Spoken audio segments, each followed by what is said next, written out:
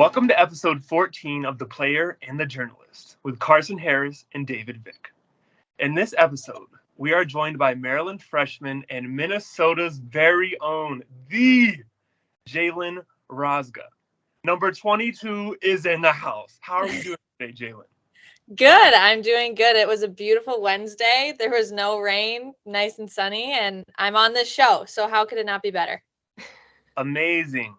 So, you are wearing number 22, which is something that we're supposed to get into later, but I just got to know, why 22 right off the bat? So my brother was number 2 in college. Okay. And so I have always looked up to him, and he's been one of my biggest role models. So it was something that throughout my middle school and high school career, I was always number 2. And then coming to college, number 2 was something that was taken, but 22 opened up, and learning the significance of it too throughout the lacrosse community, and then also being able to continue on behind Grace Griffin. It was something that I've always gravitated towards number 2. And then how about have double 2s in it? Awesome. So Karson can confirm this. You were our number 1 choice we wanted to have a freshman on for this episode. You were our number 1 choice. Karson and I were texting. We were like, who should we have on? She said Jaylen Rosga. I was like, yo, same. And so Karson, can you please confirm this so she knows that she was our number 1 choice? I can. She was our number 1 choice, and we were both thinking it. We separately were like, I think we need a freshman. They're like, I think we need like a really good freshman, somebody who's like been there. And then I was like, I'm thinking Jaylen, and he was like, I was thinking her too. It was. I can confirm that. Well, thank you guys. I am absolutely humbled by that. Well, thank you so much for joining. So we have a number of questions for you. We're going to kind of start with your background, kind of pre-marriage first. And Karson has the first question. Yeah. So like David said, you're the very first ever Maryland women's lacrosse player from Minnesota. And I have been following your IL Women journals. Like I have watched those. So many of my minutes of my life have been spent watching those IL Women Instagram stories. And I was just wondering, how much of that do you contribute to playing for 2 club teams? Like being from Minnesota, getting to this huge stage of Maryland and having to do both the Yellow Jackets and the Lacrosse Monkeys, like balancing both of those. Yeah, for sure. I think that being able to have the opportunity to play for both club teams definitely was a huge part of why I'm here right now. I don't think if I didn't play for both, I don't know if I would be here. And I think having to manage the different level of playing, whether it was in the Midwest or the East Coast, the speed, the coaching styles, the girls, the players, the culture, all that stuff, I think it prepared me so well for the culture shock that you get when you go into college. And I have to attribute a lot of the opportunities that I was given, whether it was through Jaylen's journal or whether it was through being on the podcast with you or being able to be a Terp. It goes and stems back from playing for 2 club teams, whether it was playing for Lacrosse Monkey or Long Island Yellow Jackets. Yeah. I have to ask, how much time do you think you spent on a plane? Like per summer, how much time? Every weekend from June to July. Every single weekend besides 4th of July, I was on a plane Friday morning and left Sunday night. That's absolutely insane. Good for you. Well, now you get to say you're the first ever Maryland lacrosse player from Minnesota, so it worked out for you. It worked out, but my Sky Miles number and the amount of miles that I have, I can fly for free for a long time. That is absolutely amazing. If you ever want to share those miles further. So next question I have. So I know you are a KO 17 athlete. And so I feel like she might be in this answer, but I'm curious, what players do you look up to and admire their games? Definitely Kylie. I've worked with her since I think my 8th grade. So I've known her forever and just absolutely love her. But I remember growing up watching also Taylor Cummings and absolutely loved Taylor Cummings. And I think that's also, it's so special for me being at the University of Maryland, because I remember one of the first ever lacrosse games that I fully watched was the UNC Maryland game when it went into triple overtime. I remember sitting down on the TV and watching it with my mom. And that was one of my first ever memories of lacrosse, and just knowing how cool it was and how that's kind of what I wanted to do. That's what I wanted to do in college. So I have to say my two most favorite players are Kylie O'Miller and Taylor Cummings. And I look up to them so incredibly much. Very cool. And so I'm curious, I don't know a whole lot about being a KO17 athlete, kind of what all goes into that. But how often do you have contact with Kylie? A lot. I do. It kind of goes in waves. She knows how busy that a college athlete's life can look. So that's what was so special for me, was when she asked me to be a KO17 athlete, and was what sparked my interest. And immediately I wanted to say yes to her, first because she was my role model and I looked up to her so much. But then second is she's been there. She knows what college athletics look like. She knows what playing in a Final Four looks like. She kind of knows how to balance school and social and lacrosse. So being able to have someone in your corner like that, and then also being able to be in a sponsorship deal with them, she is just absolutely amazing. And so I have contact with her frequently, and it could be as simple as, hey, just checking in, wanted to see how fall went, wanted to see how your week was going. And then also right now we're working on a project on bringing a clinic back to my hometown, which is super special. So bringing a clinic out to Minnesota in the summer. So that's kind of, we're in the works of that, talking through that. But I probably am in contact with her at least every 2 weeks, if not more. Very cool. It's a good player to be in contact with. Yes. So with all of that, so we talked about who you look up to, but I also want to know, you kind of were an ambassador with Isle Women. I don't know if ambassador is the right word, but you were with Jaylen Journals. What was it like to have so many young girls looking up to you when you weren't even in college yet? Like, you were still like a baby and you had girls looking up to you. Honestly, it was really special for me, and it was something that I wanted to give back as much as I could, because I came from such a non-traditional region, and I know there's so many girls out there that are so incredibly talented and they're just not in the hotbeds of lacrosse. And so I wanted to do as much as I could to show those girls who are following IL Women and had aspirations of playing at the highest level, at the college level, that they can do it, and that there is a way for them to be able to do it, and that they are good enough. They just have to see it. I know I'm such a visual person, that you have to see it to believe it. And so I wanted to be able to give as much information as possible, so that it gave every girl who had an aspiration of playing at the college level an opportunity to do so.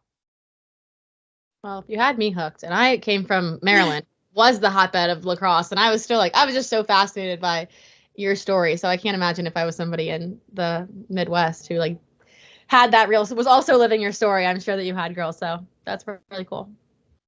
Awesome. So my next question is, you tore your ACL, MCL, and meniscus in 2019. And so this was something that I definitely wanted to ask you about, because we see a lot of Emily Harris comes to mind, back from a very serious injury, and she really, I don't think she was 100% last year. It didn't seem like she was herself. You hear different people say that it can take a serious amount of time to come back from an injury like that, and you had ACL, MCL, and meniscus. So I'm curious, what was that recovery process like, and is that still ongoing in certain ways? Yeah, that recovery process was extensive. I think that's the best way to put it. It is not for the faint-hearted. It is hard. I would not trade my injury for the world, though. I know a lot of people have said, that sucks. Like, how did you come back from that? How is that? It's such a devastating injury. And that injury taught me so much more about myself than I think I would ever know, because it took away an identity of mine, which was lacrosse. And I had to figure out who I was as a person without lacrosse.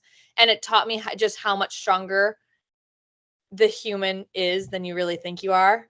Like, I know that if you would have told me when I was in 8th grade or 9th grade that was what I was going to go through, I would have told you there's no way. But now, stepping 3 years post it and looking back on it, it just taught me how strong I really am. It was, though, like you said, when you were saying you didn't think Emily was fully back, I it took me a year to actually go back to playing lacrosse at a high level, but I don't think I was truly myself until my senior year. So I was recovered my junior year and fully ready to go, but I don't think I was actually the player that I was before until my senior year. And I also don't even think I was the player I was before, because I think that injury taught me so much more about myself that my game has changed, and I have changed who I am as a player because of that injury for the best. It's not, you're not 100%. I'm actually 110% just due to the extensive rehab, and that you start from scratch when you have your injury. You have to relearn how to walk, how to run, how to bike, how to cut. And I wouldn't have known how to cut correctly without that injury. And so I think now it has taught me so much more and has helped me on the college level for the better, that it doesn't affect me negatively anymore. It actually almost affects me positively. Awesome. So I'm curious, as someone who has anxiety and depression, I'm curious, what was the mental side of that like? Because I feel like, especially for college athletes and professional athletes, when they suffer a serious injury and they're not traveling with the team and they're away from the team and it's kind of just them on their own with the injury. Obviously, you were in high school, so it's a little different. But how is the mental side of that for you? It's very isolating. You feel like you're on an island. So that was something that was really hard. And I know a lot of college athletes, when it happens, or even high school athletes, they're so used to being go, go, go and busy, busy, busy all the time. And an injury like that makes you sit down and all you have to do is think. And so the biggest piece, if anyone's watching this though, the biggest piece of advice that I can give anyone who's going through an injury is I treated my recovery process like a sport. So a friend of mine who actually had done her ACL, she had told me this kind of analogy, and it stuck with me throughout my whole entire recovery process. But I treated every PT like a practice, and every PT session like a practice. And every time I had a big moment, whether that was getting rid of the crutches or running for the first time or cutting for the first time, those were my games. Those big high pressure situations when you're supposed to perform, I treated those like my games, when every PT session that I went to was like practice. So I almost made it like a sport, even though it wasn't, but it kept me, it kept my anxiety down. It kept me from isolating myself and thinking that I was never getting back to playing a sport again because I would be gone for a year. I brought the sport aspect back into recovery. That's very interesting. Thank you for sharing that. That's amazing. Yeah. And then last thing for me on that, how's your health? How's your health now? 110%. It's great. Amazing. And will you be wearing a brace this year or no? No, I will not be. Okay. Well, congratulations on that. Thank you. Wow. I feel like we should just take that analogy you just said and like post it everywhere to everything. Like I feel like everybody needs to hear that. That's so cool. So you were also a multi-sport athlete in high school. You were all conference in cross country, track, and basketball. Track and basketball, which is very impressive. And I feel like a lot of times right now, it seems that you're so streamlined to a sport so young because it takes up so much time. Like club sports take so much time. But on the flip side of that, you hear college coaches say all the time that their best athletes are their multi-sport athletes in high school. And so I was just wondering how you've taken both of those skill sets and kind of had them help you in lacrosse. Yeah, for sure. I think I gravitated towards lacrosse so much because it was a combination of all the sports I grew up playing. It was a combination of I grew up playing soccer and basketball, and I ran track and cross country, and lacrosse was something that combined them all together. I think what helped me a lot is that being in the Midwest, it's a non-traditional region, so lacrosse wasn't available 24/7 just because it was developing and it wasn't something that every single kid was doing all the time. So that was something that I benefited from and was able to play multiple sports because it wasn't so popularized. But I think the biggest thing is you can go back. I remember my dad would always say this, but you just, whatever sport is in season, you play that sport. Like when I was running cross country in the fall, I would put my stick down and run cross country and focus on cross country. Or when I was playing basketball in the winter, I might hit the wall, just to keep my skills up. But I put my stick down and really focused on basketball. But then when the spring season came around or the summer, it was lacrosse. So it's time for lacrosse. It's time to focus on lacrosse and do that. But I have to say I completely agree with college coaches, and just when people say multi-sport athletes, it gives your body a break, and it also makes you so much more grateful for the sport that you love to play. You do give yourself a break because you're able to use different parts of your body, different parts of your brain, and different skill sets, which I think makes you overall a better player in general. I was saying I have my intramural basketball championship tonight, and people I can't shoot a ball for like anything, but people keep saying they're like, you're going to be a great off-ball player, Karson, because lacrosse like defense is so similar. They're like, you are only allowed to set picks and pass the ball. That's my only jobs. But yeah, I just think it's funny how closely sports can actually intertwine if you let. I'm glad you brought that up, Karson, because I was about to bring it up for you. Jaylen, do you have any basketball tips for our? Yeah, I went 0 for 4 last game. I need all the help I can get. Hey, if you know lacrosse defense is basketball defense. Just keep that girl in front and just track the ball and get the rebounds. I remember when I played basketball, my like early career, I was on the team because I could take charges and I could play defense. Those were my 2 roles, where you were going to guard the point guard, and because you can run, you're going to press up and you're going to press them because we're just going to run you back and forth, and you're going to take a charge every time. Yeah, no, that's my job, is to play defense and set off ball picks because I'm not allowed to dribble or shoot. So random question. Did you ever get a technical or flagrant foul in your basketball days, Jaylen? No. So I had to think about it because I'm kind of surprised I didn't, but no, I never did. I have fouled out before, but I never got a technical or any of that stuff. Okay. Congratulations. Thank you. I might have been a bigger fan if you had. I'm just joking. So anyways, so I kind of asked this earlier because I was a little frazzled after I butchered the intro a few times. So you're taking over number 22 for Grace Griffin. She was a Terp for what seems like forever. Team captain over and over and over again, I believe 3 times, if I got that correctly. Yes. So I feel like that's a big number, that's a big number to take over right away from her. And so I'm curious, how have you had conversations with your coach about that, with Grace about that, or what kind of has gone into that? Yeah, so I've had a few conversations with Grace. I remember actually texting her and asking her, hey, would it be okay if I overtook your number after?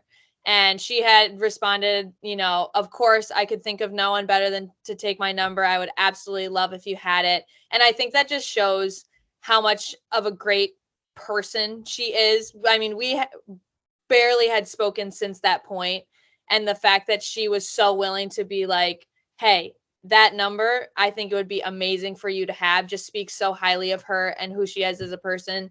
And you're right, it is such a big number to take over, and I have huge shoes to fill, but how supportive she was of it, and how just kind she is as a person, and how an amazing player she was, it just makes me feel not pressure, but just I want to do justice by her, and I want to do right by her, and I want to respect her number for my whole career. Okay, that's amazing. So awesome. Okay, Karson, the floor is yours. Oh, okay. So to give fans an idea of what to expect this year, how do you describe yourself as a player on the field? For me as a player, I would say my strengths are in the 30s. So I hone in on the cross country and track background. And I love to play fast and play in the transition. So play with speed, and I love fast breaks and kind of pushing the ball. And I think that Maryland loves to do that too, which is why this place, I love that I get to call it home, because their style of play is very similar to how I like to play. But I also think that defense wins championships. And so I love to be able to move my feet and stay with the girl. And it kind of brings back my basketball memories too, playing since I was, could walk, honestly. And so being able to still keep that basketball part of me through lacrosse defense is something that I think I like to show as a player, is that you have to be 2 ways always. It doesn't matter. So I'll play fast through the 30s, but defense is kind of what's very important to me. True midfielder. I love it. We don't get many of those anymore. I love the true 2-way middies. My favorite. I was about to make a bad joke about Karson not being one, but she was. Hey, I totally was. Sorry for the awkward gap. I was thinking, do I say this? Do I not? Anyway. Yeah. Shout out Karson Harris, an amazing player at Drexel. Long live the Dragons. Okay. Thank you. That was much nicer. Can you talk about adjusting to college lacrosse, whether that's the speed, the different rules, different nuances? Because we had Coach Kimmel on from Duke last episode, and she was talking about her freshman and how there's a huge difference, even how you carry the stick in certain situations. So can you talk about the overall adjustment from high school to college? Yeah, for sure. I would say the biggest one is the speed. And you hear about that a lot, is that the speed of the game is just so much faster. But I think that's what makes the game so much more beautiful in college, that it is so much faster. I would say I love being able to run through the crease. That is something that will be just love that. I never want to go back to that. Being the free movement and just how much faster college is. It doesn't, if there's a whistle blown, unless the ref specifically looks you in the eyes, just keep running. And I've learned that for sure. Do never go behind them. If the ref tells you need to do something, then do it. But otherwise, just keep moving and just keep running. And the shot clock is a huge thing too, I would say. But the game goes by so fast. And when you're in the offensive zone, so many moving parts are, happening that you almost don't even think about the shot clock unless there's 5 seconds left. Because 90 seconds is a lot more time than you think, especially when you're on defense. I'll be sometimes looking and we'll be like, I swear I've been on defense for at least 3 minutes now, and we still have 30 seconds left on the shot clock. Very interesting. So I'm curious, you're listed as a midfielder, but sometimes that's not always sometimes the roster kind of move around. So are you a true midfielder this year? What's kind of your role with the team? Yep. For me, as of right now, my role on the team is a true midfielder, so true two-way. We obviously have an amazing defensive unit this year, as you guys have probably seen with transfer Marge Donovan and Abby Bosco returning, and Kennedy Major being, fully recovered now from her knee. We have such a great defensive unit. So for me coming in, my position has not changed. So I am still a midfielder. And so, that's still, the roster is correct. Amazing. Okay, that's good to know. And one last thing on the roster. So we have Emma Mudchnik taking over the Lacrosse Extras Instagram page tomorrow. And so she's a freshman like yourself. There are a lot of freshmen that got a lot of hype this year from Maryland. Who do you think, if you had to say right now and you can't say yourself, who is the most impressive freshman on the team from fall ball? Impressive freshman Can I say all of them? If you don't want to make it, that's okay. Honestly, I have to say, and our coaching staff has even said this too about our freshman class, is the way that we were able to adjust quickly is something that I will forever be impressed with, especially from my teammates. And I think that's what helped my adjustment period too, is the fact that I was able to be around them and just being able to adjust together. And whether someone was adjusting a little bit more quickly, we would pick that other girl up and do it with. So then it wasn't just 2 or 3 that were adjusting better. It was all 8 of us together were adjusting.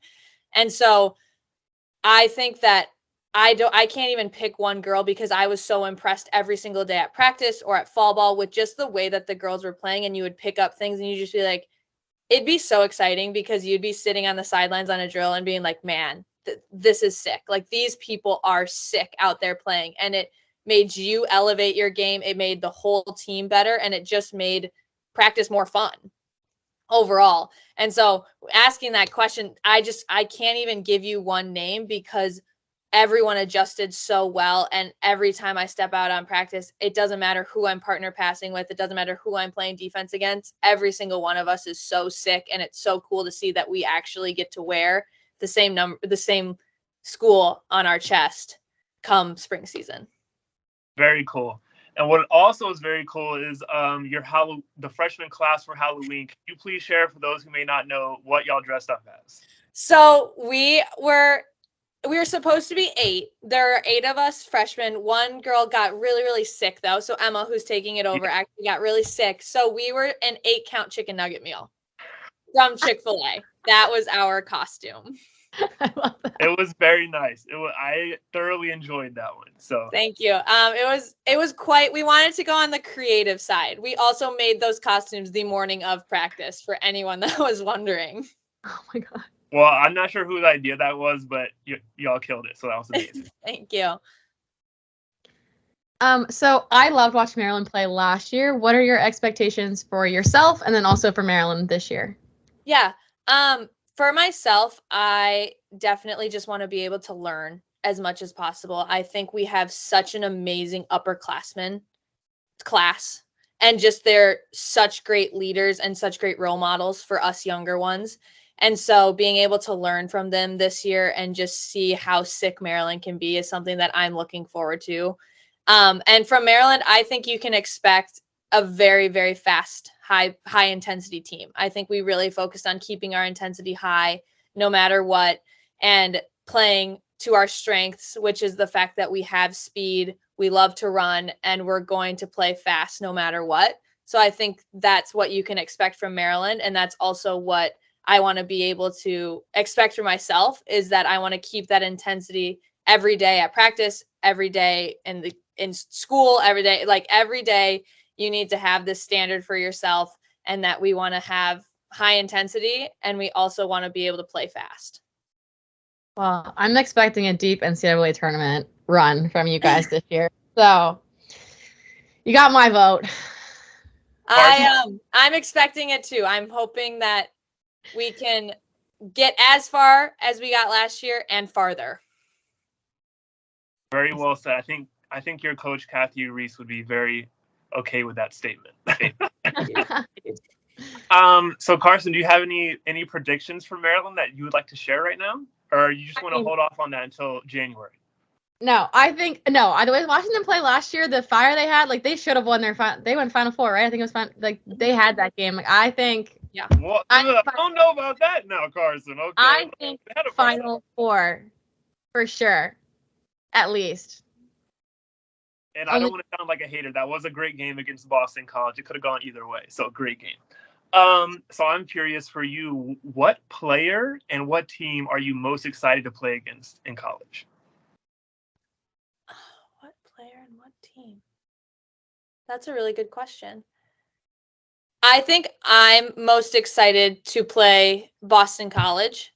Because the rivalry there. Just because of what had happened last year, I think that the hype and the mindset that the girls will have going into that game will be very exciting, and it'll be fuel to fire. So I'm really excited to play them and to be able to see what it's all about. I would say the player that I'm most excited to play against, I would say it would honestly have to be, I'm trying to think. It's a tough one. I know, it really is. I would say, honestly, I'm really excited to play either Caitlin Wurzberger or Izzy Skane. I had, grown up going to Northwestern camps just because they were so close to home. And obviously she's coming off of a really major injury too.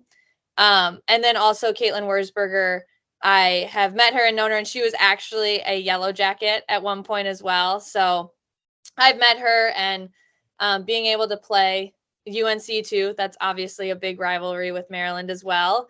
I think those two players, just the talent that they have, I'm really excited to play them in person. And, even though we're going to play against each other, just learn from them and see how great of players they are.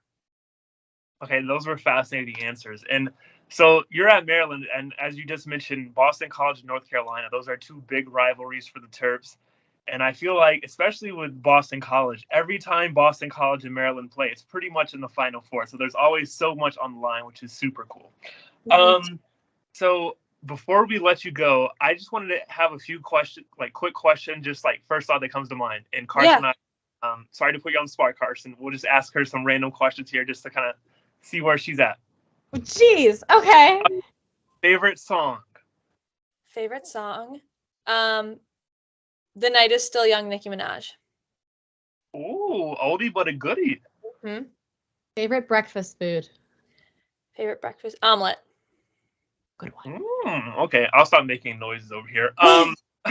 Who are your roommates? My roommate is Olivia Rockstro. So she's a defender from Maryland. Okay, and everything's going good with the roomie, right? Yes. Are you your mom's favorite or your dad's favorite? Dad's, but I'm my mom's best friend. Best of both worlds, Hannah Montana. Okay. Let's see. Okay, she just asked you a food question. Okay, let's see. Favorite TV show right now? Favorite TV show right now? I'm getting back into Friends again, but I'm going to start Yellowstone. So I've heard it's really good. So it'll probably be Yellowstone. I have to ask a follow-up. Who's your favorite Friends character? Joey. Joey. Okay. One. Favorite season? Of Friends? No, sorry. Oh. Of life. Of the weather. Of life? Fall. Love fall. Favorite color? Green. Favorite holiday? Thanksgiving. It's coming up. Favorite Thanksgiving? Wait. Okay, yeah, that was my follow-up. Favorite Thanksgiving food? I might get a lot of hate for this, but love green bean casserole. What in the world? Weirdo, what? I know. Hey, whatever you're eating, we should probably do it because obviously Karson was a great athlete. Me, not so much. Maybe I should start eating that and become a better athlete. Jaylen Rosga, okay. Maybe green bean casserole gets you in Maryland. I don't know. I wouldn't know that. Maybe. Okay, let's one more question from each of us, and then we'll let you go. Okay, dog or cat? Dog. Easy one. Mm-hmm. You can't ask easy questions. You have to ask thought-provoking questions, Karson. Sometimes people are cat. It would have sparked conversation if she was a cat person. That been, what? a little bit of a risky gamble there, and it did not pay off. Okay. Anyways, let's see. What place would you like to visit that you have never been? So Italy. Italy. Hey, why Italy?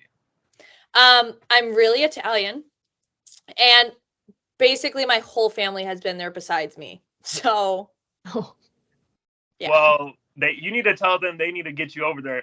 Maybe make a deal with them that when you win a national championship, which is very likely in your time at Maryland, they can then take you. I think I need to get a handshake on that over Thanksgiving break. If you want me to serve as the negotiator, I will happily represent you. Okay. Yeah. Perfect. We'll just stamp. Perfect. Awesome. Well, thank you so much. Karson, you have anything else you want to end with? No, I don't. Thanks so much for being on the show.